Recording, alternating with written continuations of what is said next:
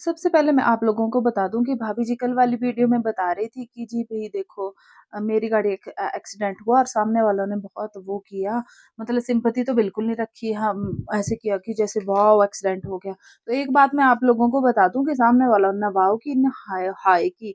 उन्होंने सिर्फ़ अपनी बात रखी थी कि सपना जैसे तुम हमारी बुराई कर रही हो ना, वैसे ही तुम अपनी गाड़ी की बात भी बताओ और अपने बारे में बताया करो। सिर्फ़ हमारी बातें सारी झूठी बातें जो है ना वो तुम सोशल मीडिया पे रखते थे और अपने बारे में जितनी भी बातें होती है नेगेटिव पॉजिटिव तो बता भी देती हूँ, लेकिन अपनी जितनी भी नेगेटिव बातें होती है ना वो तुम सोशल मीडिया पे नहीं रखती। तो यहाँ पे मैं भाभी जी को कहना चाहूंगी कि वाह उन्होंने कहीं भी नहीं की।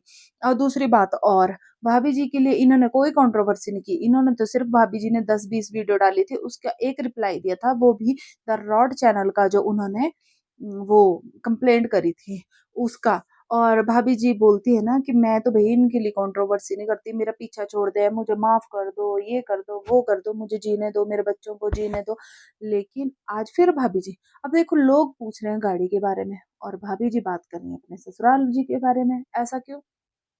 सीधा अपना गाड़ी के बारे में बताओ ना कि मेरी गाड़ी कहाँ है, सीधा टॉपिक लाना था कि बहुत सारे लोग कमेंट कर रहे हैं और मेरी गाड़ी के बारे में पूछ रहे हैं। आपने डायरेक्टली बता देना था कि मेरी गाड़ी ऐसे-ऐसे और ऐसे-ऐसे बात हुई थी, लेकिन नहीं, आपने उस पूरी वीडियो में अंशु और अपने सास-ससुर को घसीटा।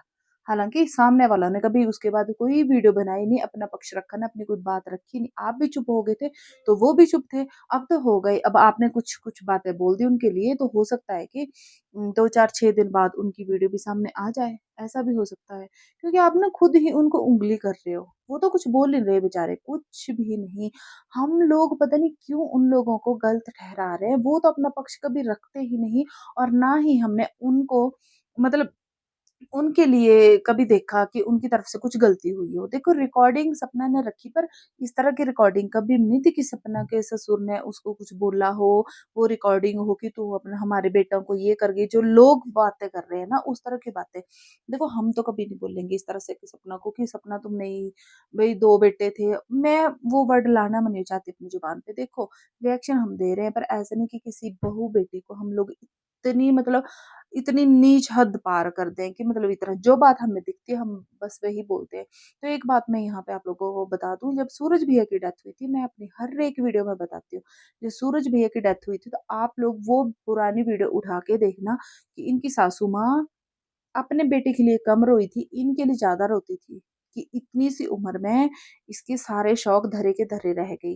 वो इसके लिए पायलें लेके आई थी, कान के झुमके लेके आई थी, नाक के ये नोज़ रिंग लेके आई थी, बहुत कुछ ज्वेलरी इनके लिए लाई थी कि तुम पहना करो। तो इसी ने बोला था मतलब उनका मन रखने के लिए कि नहीं-नहीं मुझे शौक नहीं है, अब रहा था मुझे पहले शौक पर अब नहीं रहा। लेकिन इनकी इनकी सासू माँ बहुत रो रही थी।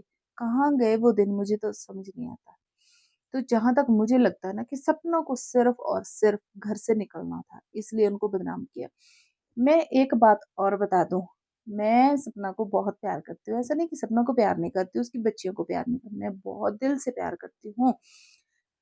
लेकिन जो गलत है, वो गलत है। अगर सपना को घर से निकलना था, हम उसको प्यार देते, भई निकलती, यंग लड़की है, नहीं घर में एडजस्ट हो पा रही है, तो निकल जाती चुपचाप। लेकिन नहीं, उसने निकलने के साथ-साथ ना कंट्रोवर्सी खुद से स्टार्ट की उसने। सास-ससुर को ज़बरदस्ती घसीटा और क्या बोलते हैं लोग कि अंशु ने धोखा दिया। अंशु बहुत बड़ी धोखेबाज है, कहाँ धोखा दिया? और क्या बोल रही थी भाभी जी अपनी वीडियो में कि भई अंशु कुछ भी करो पर गिल्टी फ़ील मत करो कभी भी किसी भी बात पे कि तुम बोल रही थी कि मैं कुछ सँभाल नहीं पा रही तो इससे पहले मैं तुम्हें सँभालने दिया सब कुछ मैं ही सँभाल लेती थी। सपना तुमने कुछ भी नाम ले लिया, देखो मैंने वीडियो में नाम नहीं मैंने लेना था। तो मैं एक बात बता दूँ भाभी जी को कि आपने कुछ भी नहीं सँभाला था। इवन अंशु ने सब कुछ सँभाला था आपका। सूरज भैया की डेथ हुई तो अंशु ने आपको संभाला था एक बच्ची होके। अब तो आप उसको बोल देते हो ना कि अंशु बच्ची नहीं, अंशु बड़ी हो गई थी। लेकिन आप भी मानते हैं ये बात कि अंशु उस टाइम बच्ची थी, अंशु आपका खाना-पीना, बच्चा, सुसु-पॉटी सब कुछ सिर्फ़ अंशु करके देती थी। आपने क्या दिया? कि आप उस घर में रहते थे ना, लंच बना के दे दिया, ब्रेकफ़ास्ट वो तो करना ही पड़ना था। नहीं तो आप मना कर देते, उसकी तो माँ थी, उसकी माँ ने तो बना के देना था उसको। इसलिए अंशु को मत बोलो कोई लोग। उसके बाद भी राजवीर भैया की डेथ हुई, सब लोगों को पता है आप लोगों एक-एक वीडियो में देखा कि अंशु ही केयर करती थी। अंशु अपने माँ-बाप तक लड़ गई है इसके साथ। अब ये क्या चाहती है तो बिल्कुल बायकॉट हो जाए अपने पेरेंट्स से, ऐसा नहीं होता है। बच्चे के दिल में भाभी भाभी और माँ बाप है। देखो एक बात मैं आप लोगों को बता दूं, सपना कितना भी वो कर ले लेकिन माँ बाप के लिए एक सॉफ्ट कॉर्नर रहता ही रहता है बच्चे के दिल में। अब सपना क्या चाहती है कि बिल्कुल ही अपने माँ बाप को वो बाइकाट कर देती, नहीं। और बहुत सारे लोगों का ऐसा भी कहना है कि अब सपना ना थोड़ी सी ट्रैक पे आ रही है, क्यों? क्योंकि अंशु ने थोड़ा सा अपना मुंह खोल दिया है कि भाभी अगर अब आप ज्यादा बोलोगे तो फिर मुझे भी बोलना पड़ेगा। और ये खुद मजबूर कर रही है उन लोगों को बोलने पे। ये देखो आज की वीडियो में ना, मतलब जो कल डाला था उसने ब्लॉग, उस ब्लॉग में मतलब कार और इसकी बातों के साथ साथ ससुर जी ने ऐसा किया, ससुर जी ने वैसा किया, अंशु ने ऐसा किया, अंशु ने वैसा किया, गाड़ी वाले यहाँ आ रहे हैं, मुझे बहुत डर लग रहा है, इन गाड़ी वालों को रोक लो, ये कर लो वो कर लो। मतलब कंट्रोवर्सी नहीं बंदी छोड़ रही है। पर मैं एक बात बता दूं, अगर अंशु शुरू से लेके सब कुछ बताने लगी ना तो सब कुछ बेकार हो जाएगा। कुछ अंधभक्तों को तो शायद भरोसा नहीं होगा लेकिन कुछ एक लोग ना भरोसा कर लेंगे, ऐसा नहीं है जैसे हम लोग कर रहे हैं। मैं दिल से बोल रही हूँ, मैं सपना को बहुत प्यार करती हूँ इतने सालों से, लेकिन जो गलत होता दिख रहा है ना हम उसको बढ़ावा नहीं दे सकते। देखो मैं यही चाहती हूँ। और बहुत सारे लोग मुझे कमेंट कर रहे हैं कि तू सपना की जगह होती तो क्या करती।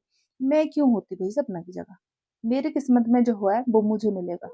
हाँ अगर मेरी बात आती है, अगर मेरे साथ कभी ऐसा होता कि जैसे लोग बोल रहे हैं कि तू सपना की जगह होती तो क्या होता, तो मैं एक बात बता दूं, मैं घर से अगर मुझे निकलना तो मैं निकल जाती, लेकिन उनको बीच में नहीं घसीटती, या तो मैं निकलती ही नहीं। अगर मुझे कंट्रोवर्सी करनी होती तो मैं घर में रह के कर लेती फिर, ठीक है, पैसे कमाना तो घर में रह के।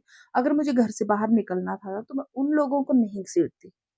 इससे अच्छा तो इसने चले जाना था, इसको ये बोलना चाहिए था कि भाई मेरे मायके वाले अब नहीं रहने दे रहे मुझे, मेरे मायके वाले मुझे ले जाना चाहते हैं। लोग मान लेते कि चलो यार लड़की है अभी कम उम्र है, नहीं एडजस्ट हो पाएगी तो चलो मायके वाले लेके। लेकिन नहीं, जिन लोगों ने इसका भला किया उन्हीं लोगों के ऊपर कलंक लगा रही है। बहुत ही गलत बात है। और क्या बोल रहे थे कुछ एक लोग, मैंने जब बोला कि उनके बच्चों की मेहनत है जो आज वो सपना जो और सपना के मायके वाले ऐश कर रहे, तो क्या लोग क्या बोल रहे थे कि भाई स्नैपी गर्ल उसने खुद से बनाया। भैया बनाया तो हमने भी है चैनल, ठीक है, लेकिन 3 साल हो गए हम लोगों को भी काम करते करते। तो उसको उस चैनल पे मेहनत किसने की, नाम किसका चला, द रॉड चैनल। सूरज भैया ने मेहनत की, राजवीर भैया ने मेहनत की, अंशु ने मेहनत की। सपना तो कहीं की कहीं है। रही प्रॉपर्टी की बात, हम नहीं बोलते तुम अपने हक के लिए मत लड़ो, लड़ो तुम अपने हक के लिए अगर वो नहीं दे रहे हैं, पर उनके मुंह से अभी तक हमने नहीं ऐसा सुना है। और ठीक है अगर तुम्हें हक भी चाहिए ना तो तुम्हें घर में तो सपना रहना पड़ेगा, उनकी देख रेख भी करनी पड़ेगी। हाँ अगर तुम्हें हक नहीं चाहिए तो तुम बाहर रहो, मत कुछ भी मांगो। अब भैया देखो बुजुर्ग हैं, उनको पता है कल दिन को हम बीमार पड़ सकते हैं, बिस्तर में पड़ सकते हैं, 100 बातें हो सकती है ना। दो के दो जन रह गए हैं वो, उनको भी यही है अब कि कल दिन को अगर हमने किसी से सेवा करवानी होगी भैया उसको मेवा भी तो देना पड़ेगा। आज के टाइम में फ्री में कोई किसी की सेवा नहीं करता। लालच होगा किसी को सामने वाले को तो वो उनकी सेवा करेंगे। और सपना हर वीडियो में यही बात उठाती है कि देखना आएंगे वहीं आएंगे वहीं आएंगे, तो भैया और कौन आएगा? ये तो सबको दिखती बात है, अगर तुम नहीं जाओगी, तुम नहीं उनको रोटी पानी दोगी तो उनको किसी न किसी को तो बुलाना पड़ेगा। और वो से अगर रिश्तेदार ही आएंगे, थर्ड पर्सन हम तो जाएंगे नहीं, कि व्यूअर्स तो जाएंगे नहीं, कि उनको चाहने वाले तो जाएंगे नहीं। देखो कभी ना कभी तो उनको किसी न किसी को अपने पास अपनी सेफ्टी के लिए अपनी देख रेख के लिए रखना पड़ेगा। तो इसलिए जो भी बात करते हो थोड़ा सोच समझ के किया करो।